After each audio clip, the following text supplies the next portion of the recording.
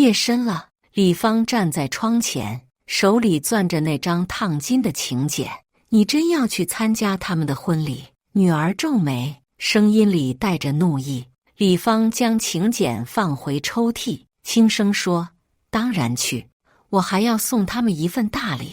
1974年，李芳嫁给王建国，红盖头下，她的眼神平静如水，只是偶尔颤动的睫毛透露出几分不安。她19岁，王建国23，这婚事是两家长辈一手促成。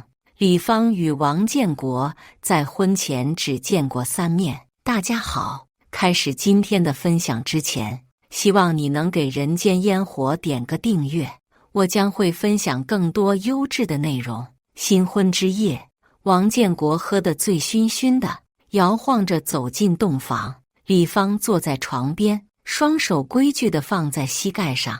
王建国上前拉她的手，李芳没动。王建国显得有些无措，开口道：我爹说你家条件好，嫁给我是高攀了。李芳低着头，声音清细：婚都结了，还说这些做什么？屋里一时沉默，只剩窗外的鞭炮声此起彼伏。70年代中期，虽然时局动荡，但李芳和王建国的小日子还算平顺。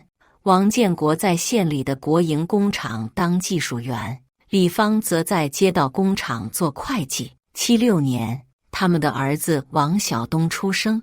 78年，女儿王小红也来到这个世界。生活本该就这样按部就班地继续下去。1978年冬，王建国因技术过硬被调到市里的重点企业，每周他都要去市里出差5天，只有周末才回家。起初，李芳并没觉得有什么不妥，直到那年冬天，邻居刘婶神神秘秘地过来串门：芳啊，你家建国最近在市里是不是交了新朋友？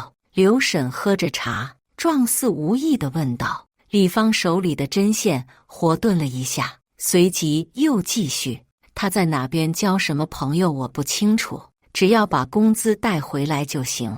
他平静地说。刘婶眼睛一转：听说那边分了新房子，你怎么不跟着去住？孩子上学不方便，等他们大点再说吧。李芳低头拿起奶瓶，喂躺在摇篮里的小红。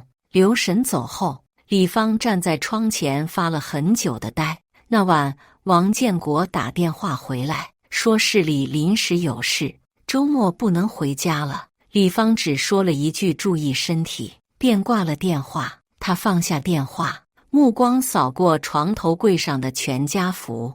王建国抱着小东，他怀里是刚出生的小红，4张笑脸定格在相纸上。1980年春，王建国回家的频率越来越低，每次回来，他都会带些城里的零食和小孩的玩具，却再不提让李芳和孩子们搬去市里的事。这天晚上，李芳无意中翻到王建国上衣口袋里的一张照片，照片上是一个年轻女人，穿着时髦的喇叭裤，笑得明媚动人。照片背面写着建国同志留念，落款是丽娟。李芳将照片原样放回，脸上没有任何表情。第二天一早，她去了银行，开了一个只有她自己知道的存折账户。王建国的工资条一向是交给李芳保管的，这个月的工资单上金额比往常少了1半。李芳没问，只是悄悄将自己的工资存进了那个秘密账户。孩子们问起爸爸为什么总不回家，他只说爸爸工作忙，要为国家做贡献。晚饭后，李芳坐在昏暗的灯光下算账，计算着每月的收入和支出。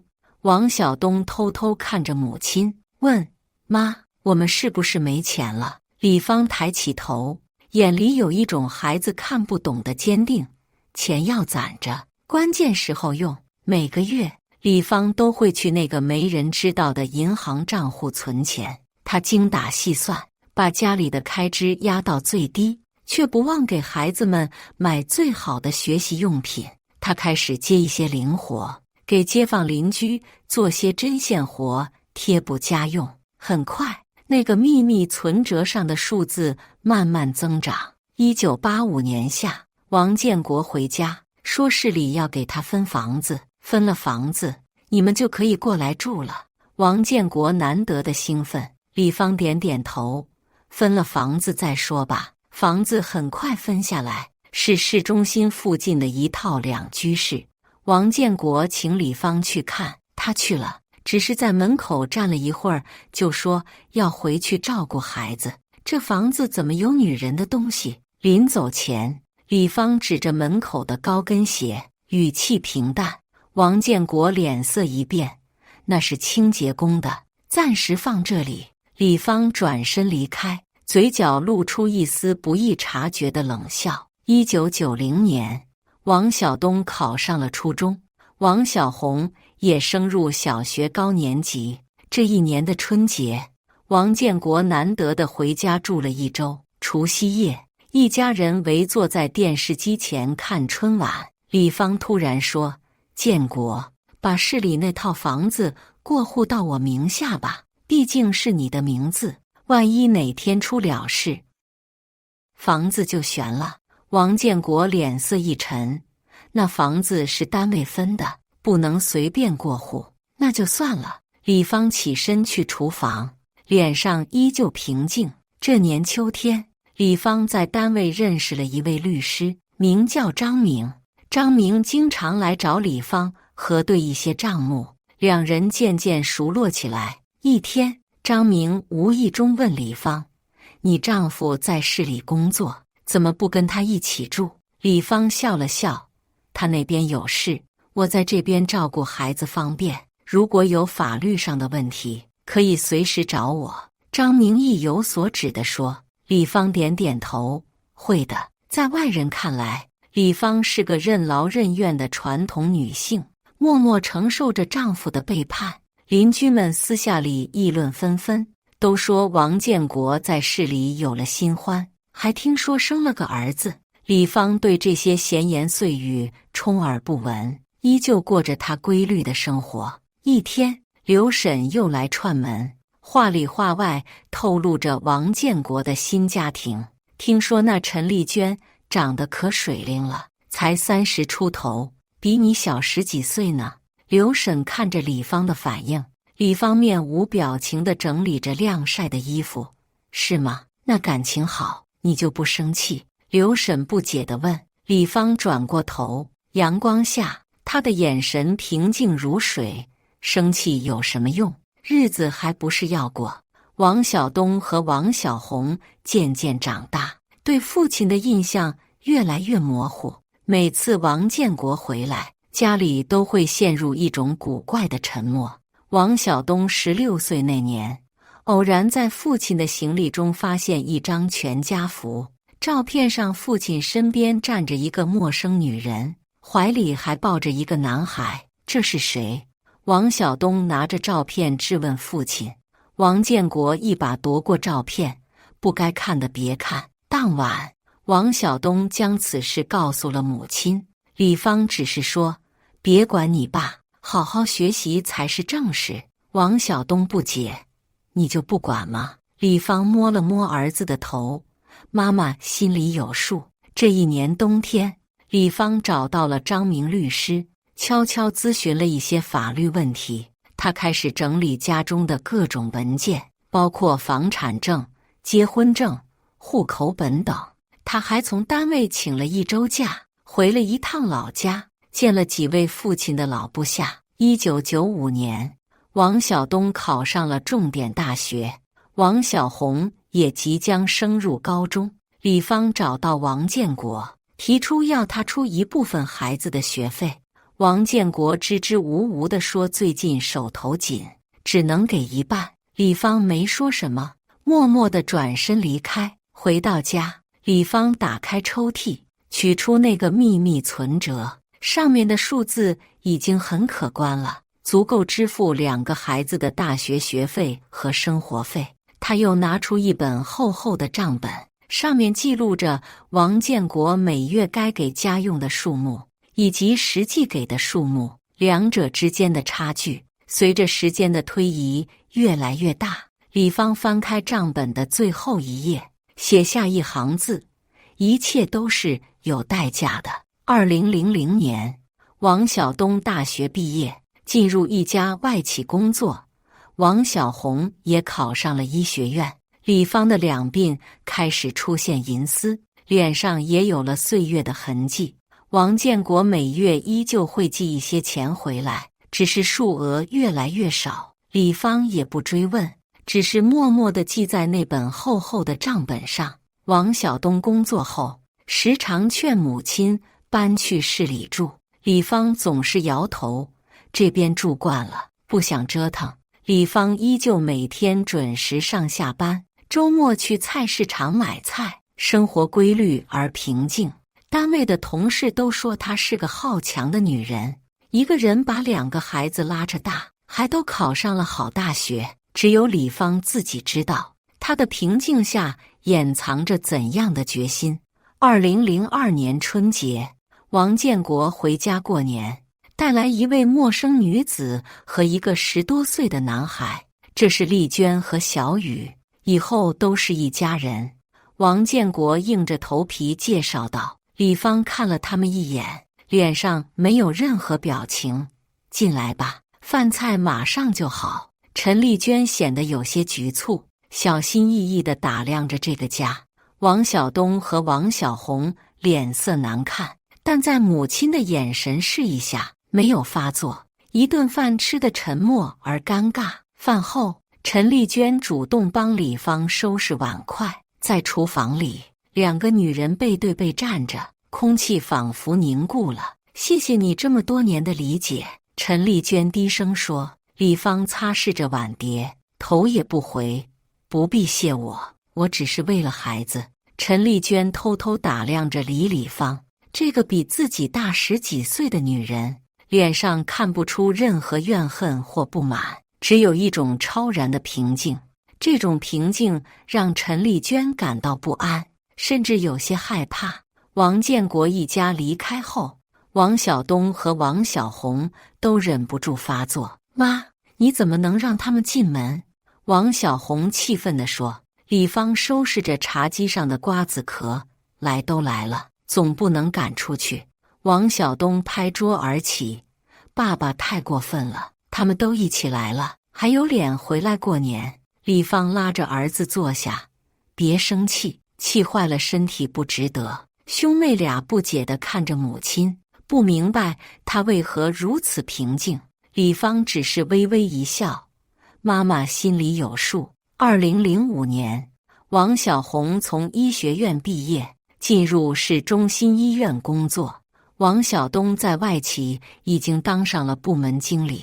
这一年，李芳退休了。闲下来的他开始频繁与老家的亲戚联系，还时不时回老家小住几天。一次，王小红送母亲去老家，发现母亲在老家很受尊敬，不少人见了他都恭恭敬敬地叫一声李书记。妈，他们为什么叫你李书记？王小红不解地问。李芳淡淡地说，你外公以前是这里的书记，他们尊重我。回家的路上，王小红才知道，原来外公李国强曾是县里的重要干部，后来调任市委工作。只是外公去世早，他和哥哥都没什么印象。那爸爸知道外公的身份吗？王小红问。李芳看着窗外飞逝的风景，他只知道我家条件好，其他的不清楚。我嫁给他时，你外公已经不在了。2010年，李芳开始学习使用电脑和智能手机，子女们都感到惊讶，没想到一向传统的母亲会对新事物这么感兴趣。李芳只说这是与时俱进，免得跟不上时代。实际上，他开始通过网络关注各种法律法规的变化，尤其是关于婚姻财产的内容。这一年夏天，王建国来电话说陈丽娟想要一个名分，希望李芳能同意离婚。李芳没有立即回答，只说需要考虑。挂了电话，他拨通了张明律师的号码。我需要你帮我调查一些事情。李芳平静地说，关于我丈夫和他的女人这些年的财产状况。张明听完后沉默了一会儿。你确定要这么做？李芳声音坚定。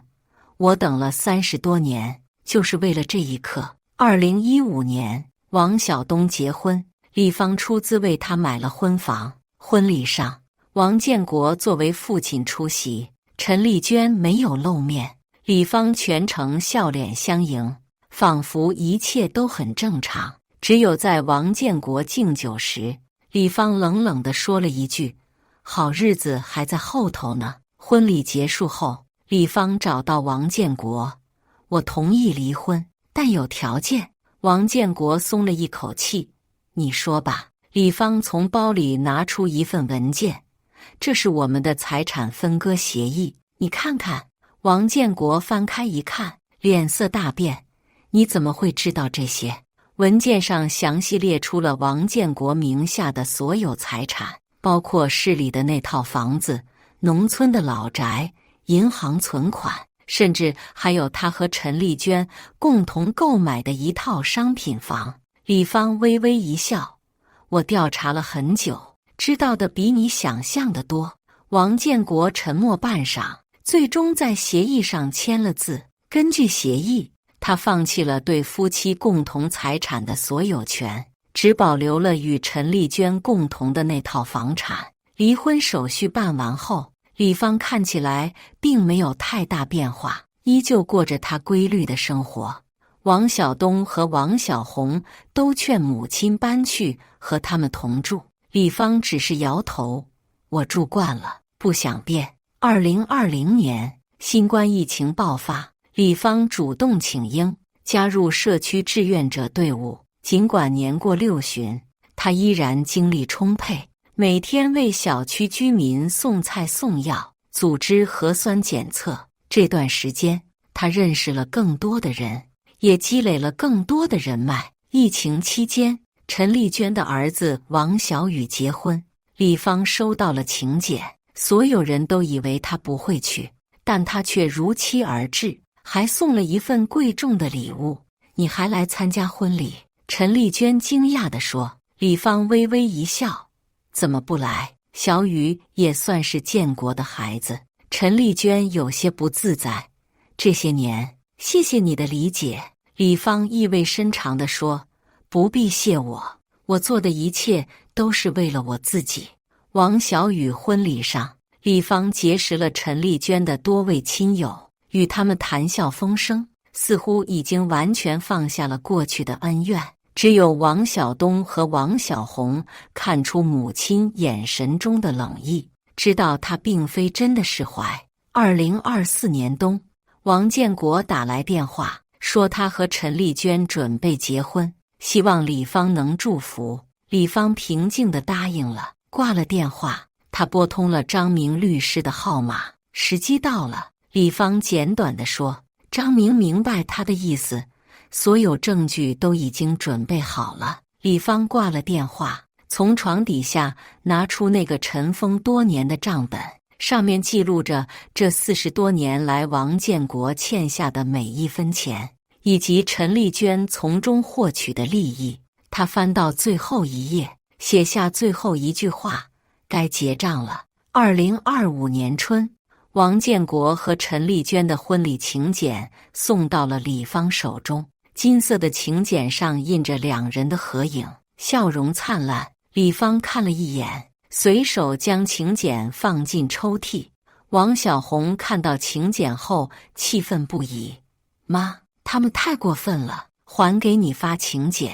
李芳却异常平静：我会去的，而且还会送他们一份大礼。什么大礼？王小红不解地问。李芳从柜子里拿出一个精致的盒子，到时候你就知道了。婚礼前1个月，李芳频繁与张明律师联系，还与几位老家的亲戚通了电话。她开始整理家中的文件，将一些重要的证据装进那个精致的盒子。这期间，陈丽娟主动来找李芳，邀请她参加婚礼。这么多年了，我和建国终于可以名正言顺了。陈丽娟难掩喜悦之情。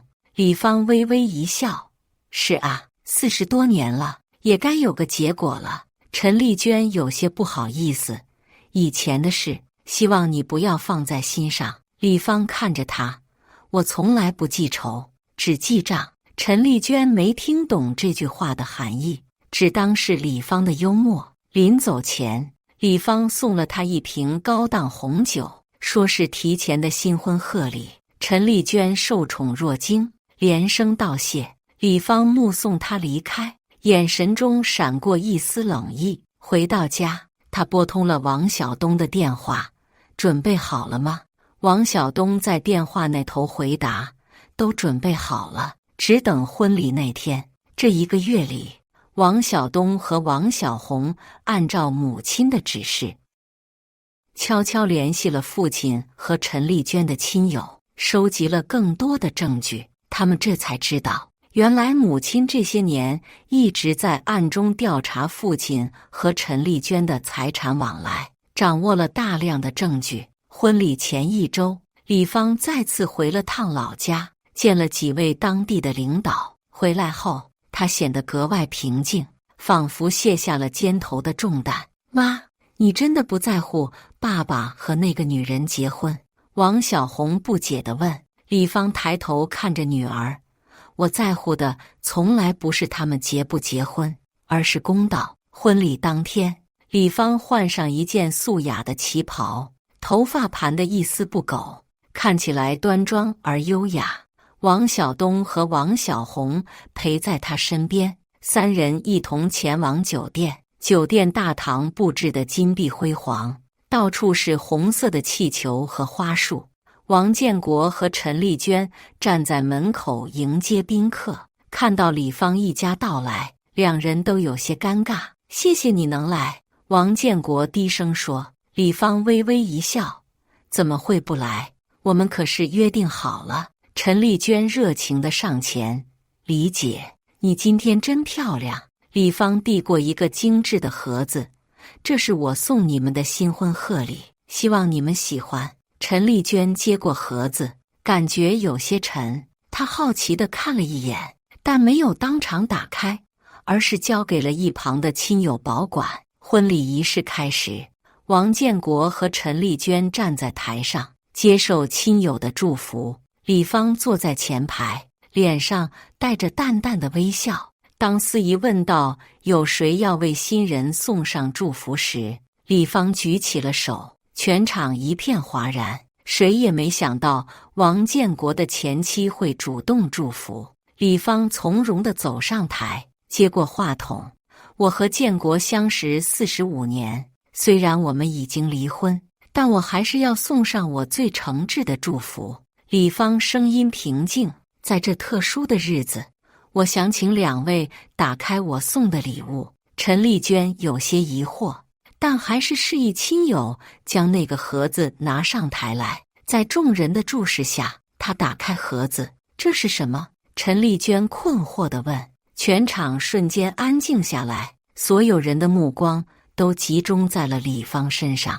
不料王建国却是顿时脸色大变，想要上前阻止，却被王晓东和王小红拦住。李芳接过账本，翻开第1页，这是一本记录，记录了45年来建国从家里拿走的每1分钱，以及你从中获取的每一笔利益。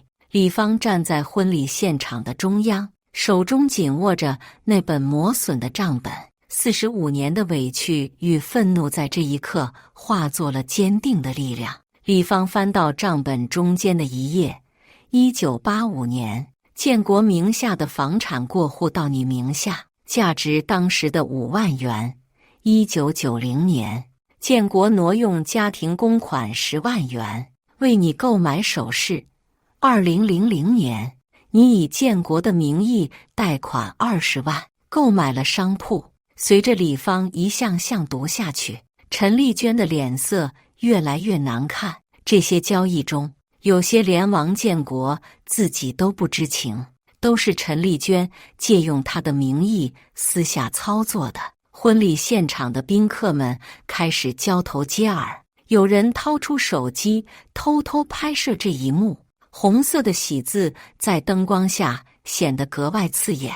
你胡说！陈丽娟厉声打断，手指颤抖地指着李芳，这些都是捏造的。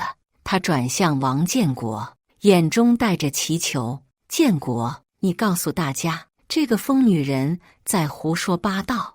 王建国站在原地，嘴唇动了动，却一个字也说不出来。他从未想到李芳会在这一天出现，更没想到他会保存这么多年的账目记录。那些他以为早已尘封的秘密，此刻全部被揭开，赤裸裸地展现在所有人面前。李芳不慌不忙地从文件堆里抽出几张纸，这些是银行的转账记录和房产过户文件，上面有你的签名。我想请在座的各位看一看，是不是我捏造的？他将文件递给台下的宾客传阅，文件上的确有陈丽娟的签名，有些甚至还有她的指纹。宾客们面面相觑，议论纷纷。一位老者拿着文件仔细查看后摇了摇头，这签名不像是假的。他曾是银行的退休职员，对签名辨识颇有经验。这句话像投入平静水面的石子，激起更大的波澜。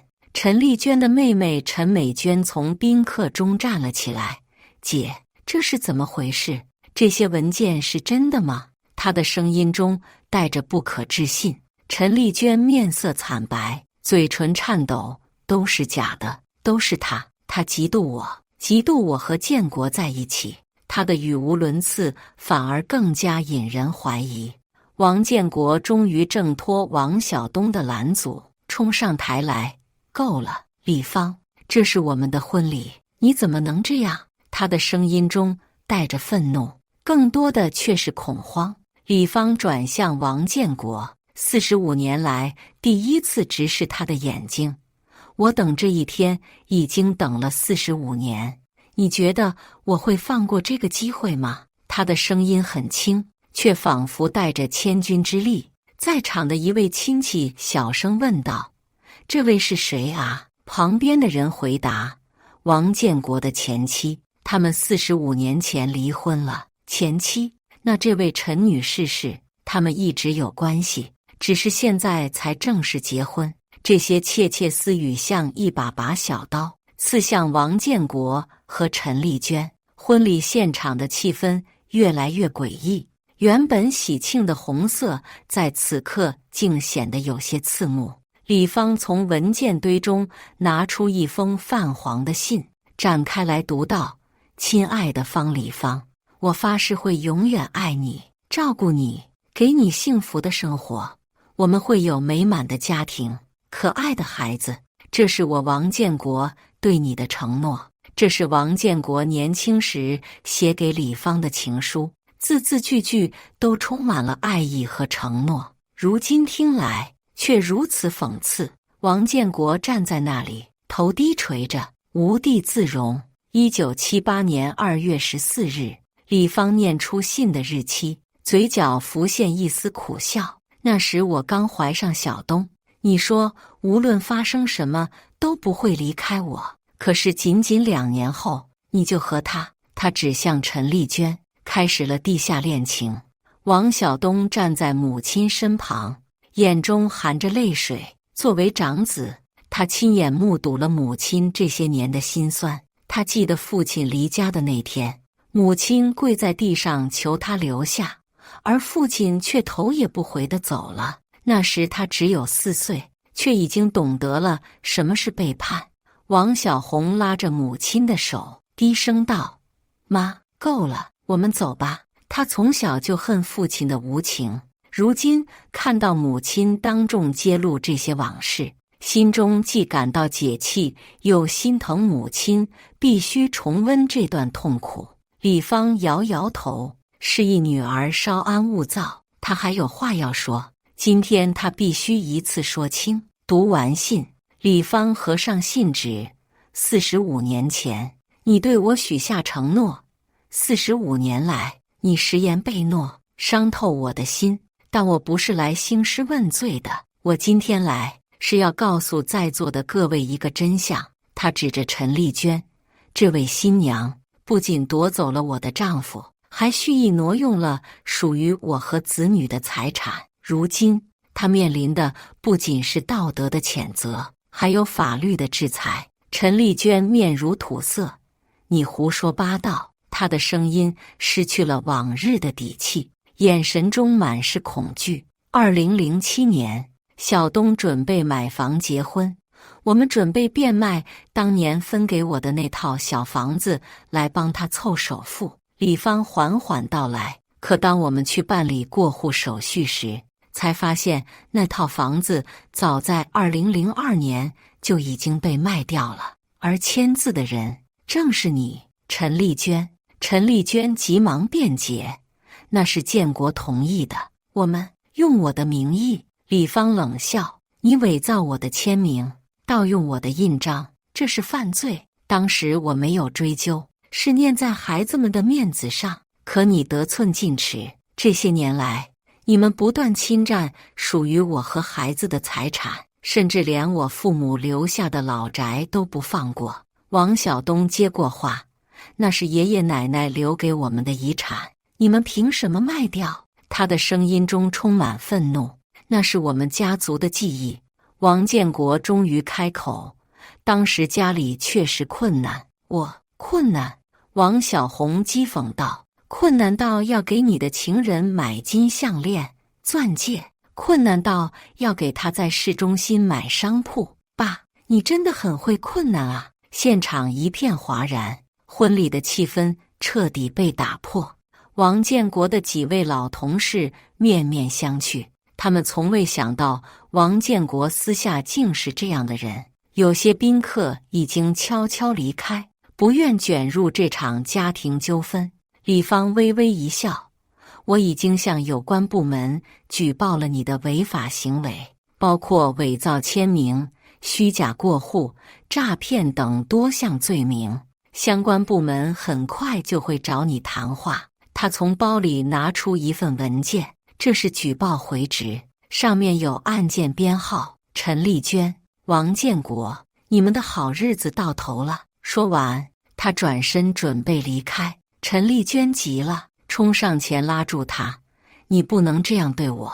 他的声音中带着哀求，芳姐，我知道错了，咱们有话好说。这声芳姐让李芳浑身一颤。多少年前，陈丽娟出来单位工作时，也是这样亲热地叫她。那时的陈丽娟才20出头，天真活泼。李芳还曾热心地帮助她适应工作，教她业务知识。谁能想到，这个曾经单纯的小姑娘，会成为拆散她家庭的罪魁祸首？李芳挣脱她的手，我对你已经仁至义尽。45年来，我忍辱负重，不是因为怕你，而是在等一个最好的时机。今天就是我等了一辈子的时刻。他的声音平静，眼神却如刀锋般锐利。陈丽娟，你得到了王建国，但你永远不会得到幸福。王建国上前，声音颤抖，李芳，有什么事冲我来，别牵连丽娟。他知道李芳说的都是事实，内心早已没了底气。李芳看着他，眼神中没有一丝感情。晚了，你以为离婚就结束了吗？你欠我和孩子的，这辈子都还不清。他转向台下的宾客，感谢各位的见证，我的大礼已经送到，现在请继续你们的婚礼吧。说完，李芳在王晓东和王小红的陪伴下，缓缓走出了婚礼现场。身后，婚礼现场一片混乱，陈丽娟歇斯底里的哭喊，王建国颓然当众跪地，眼神呆滞。宾客们纷纷起身离去。李芳走出酒店，深深地吸了一口气。初夏的傍晚，空气中弥漫着槐花的香气。45年的隐忍，今天终于画上了句号。他看着天空，许久没有说话。王晓东搀扶着母亲：“妈，我们回家吧。”李芳点点头，眼角有泪光闪烁。“是啊，回家吧。”这一刻，他感到前所未有的轻松，仿佛卸下了压在心头45年的巨石。无论接下来会发生什么，他都已经找回了自己的尊严。消息很快在小城传开，王建国和陈丽娟的婚礼被前妻闹场，还牵扯出经济犯罪的传言，成了茶余饭后的热门话题。有人同情李芳的遭遇，也有人指责她不该在婚礼上闹事，更多的人则对那些经济问题感到好奇。婚礼的第二天，陈丽娟来到李芳家门口，苦苦哀求李芳撤回举报。“芳姐，我知道错了，求你高抬贵手。”陈丽娟跪在李芳家门口，眼泪不断滑落。“我把商铺还给你，房子也还给你，求你不要告我。”李芳站在门内，面无表情。“现在知道害怕了。当年你勾引我丈夫的时候，可没想过会有今天吧？”陈丽娟抹着眼泪：“那时我年轻不懂事，被感情冲昏了头脑。你现在也不过65岁，怎么就懂事了？”李芳冷笑：“晚了，陈丽娟，一切都晚了。”王小红闻讯赶来，看到跪在门口的陈丽娟，忍不住讥讽：“这位阿姨，你也有今天啊！当年你和我爸背着我妈鬼混的时候，怎么没想到会有这一天？”陈丽娟低着头，不敢回应。她知道自己做错了太多事，今天的处境全是自作自受。王晓东劝母亲：“妈，既然他认错了，要不……”李芳摇摇头：“晓东，有些错误不是认错就能弥补的。他和你爸这些年做的事已经触犯法律。我选择在这个时间点举报，并不是为了复仇，而是为了正义。”王晓东知道母亲心意已决，不再多言。他看了陈丽娟一眼，眼中满是复杂的情绪。这个女人夺走了他的父亲，破坏了他们的家庭，却又给了他同父异母的弟弟妹妹。他恨他，却也无法完全否认他的存在。1周后，陈丽娟因涉嫌伪造签名、非法占有他人财产等多项罪名被警方传唤调查。王建国也接到通知，需要协助调查。他们名下的多处房产被冻结，银行账户也受到限制。案件调查期间，更多的真相浮出水面。原来陈丽娟不仅侵占了李芳的财产，还曾利用王建国的职务之便，在多个项目中收受贿赂。这些年来，他将非法所得投资房产和商铺，积累了可观的财富。王建国对此知情不报，甚至在某些事情上提供了便利。调查人员找到李芳了解情况：“李女士，您是从什么时候开始记录这些证据的？”李芳拿出那本厚厚的账本：“从我发现他们有不正当关系的那天起，那是1980年，我在王建国的口袋里发现了一张电影票，电影《庐山恋》放映时间是他声称加班的那个晚上。”他翻开账本的第1页，上面工整地记录着日期、时间、地点和事件。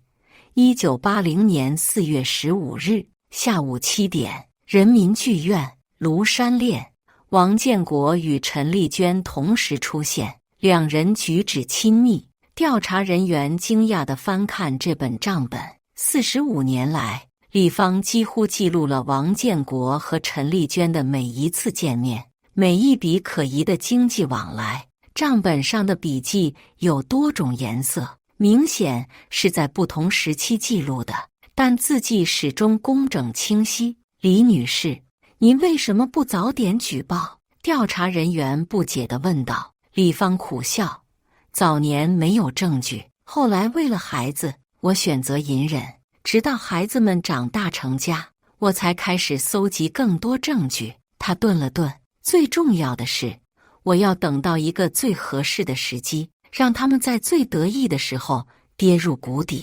调查人员默然，这样的耐心和决心确实令人敬佩。案件调查持续了3个月，在铁证如山面前，陈丽娟最终认罪，被判处有期徒刑6年，并处罚金50万元。王建国因为涉嫌包庇罪，被判处有期徒刑2年，缓刑3年，并被开除党籍，退休待遇受到严重影响。法院判决李芳可以追回被非法占有的财产，包括那套位于市中心的商铺和2套住房。此外，法院还判决王建国和陈丽娟向李芳赔偿经济损失及精神损害费共计120万元。判决那天，李芳独自一人坐在法庭旁听席上。当法官宣读完判决书，他长舒一口气，眼中含着泪水。这不仅是为自己讨回公道，更是为所有像他一样被背叛、被伤害的人树立了榜样。走出法院，王晓东和王小红已经在门口等候。看到母亲，两人赶紧迎上去：“妈，你还好吗？”王小红关切地问道。李芳点点头：“很好，从未这么好过。”她看着蓝天白云，脸上露出释然的微笑。终于结束了。1个月后，陈丽娟被送往女子监狱服刑，王建国的退休金被冻结，名下的财产也被查封。他独自一人住在那套曾经和陈丽娟共同生活的房子里，日渐憔悴。李芳带着积蓄和那本厚厚的账本搬到了王晓东家附近的一套新房里，这是他用法院判决赔偿的部分钱款购买的。宽敞明亮的房子，阳台上种满了他喜爱的花草，客厅里摆放着孙辈们的照片，卧室挂着他年轻时的照片，那是他25岁生日时拍的。眼中充满对生活的希望和憧憬。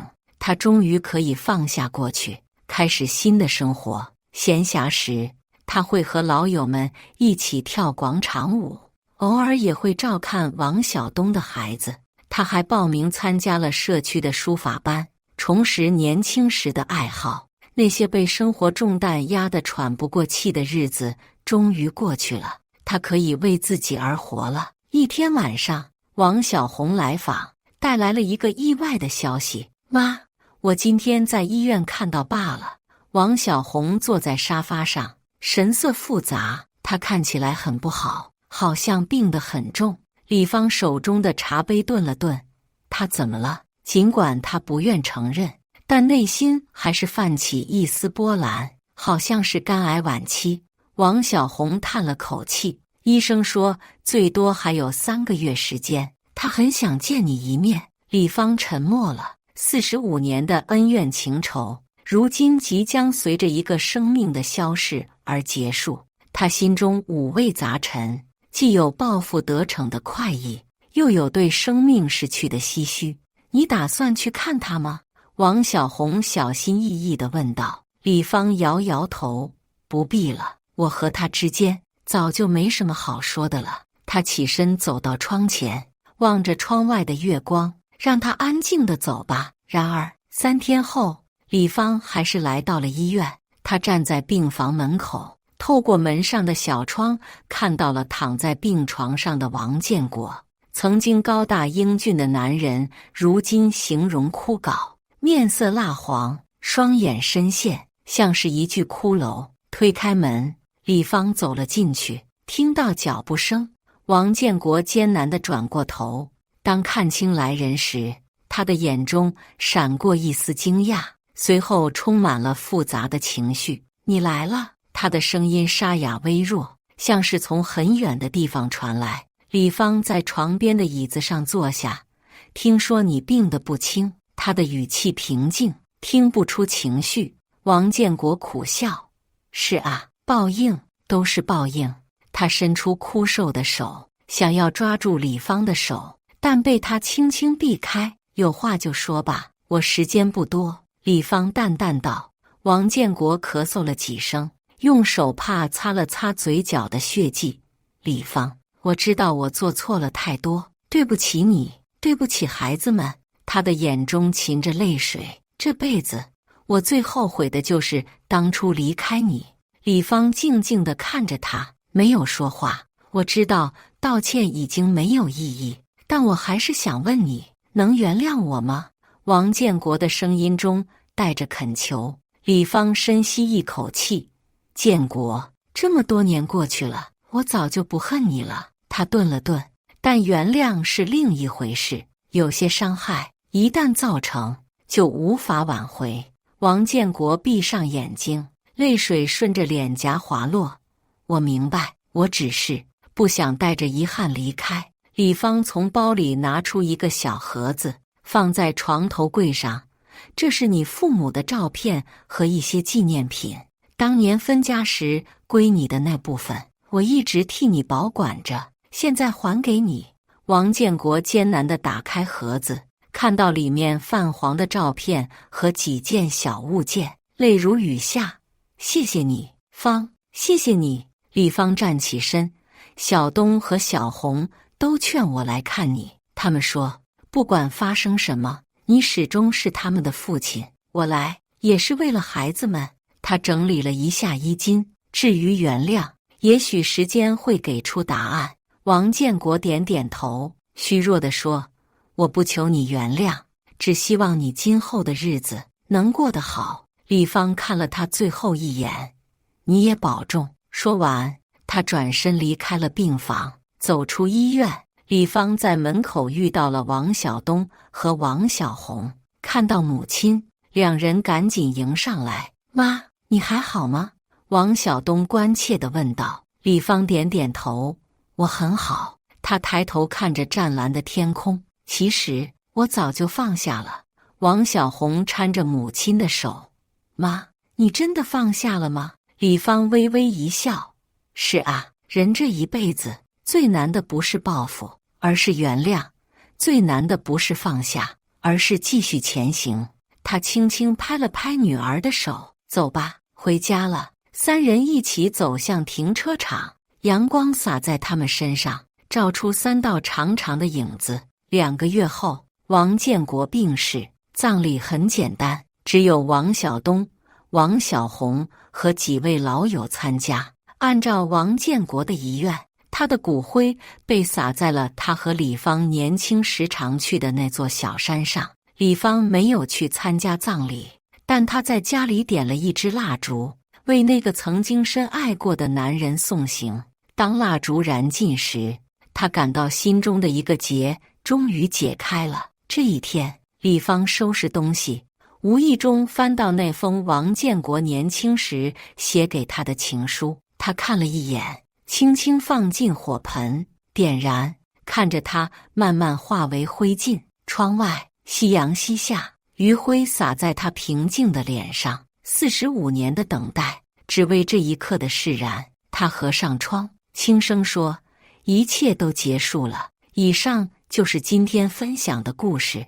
大家有什么想说的、想吐槽的，欢迎在下方评论交流。也更希望能给人间烟火点个订阅，我将会分享更多优质的故事内容。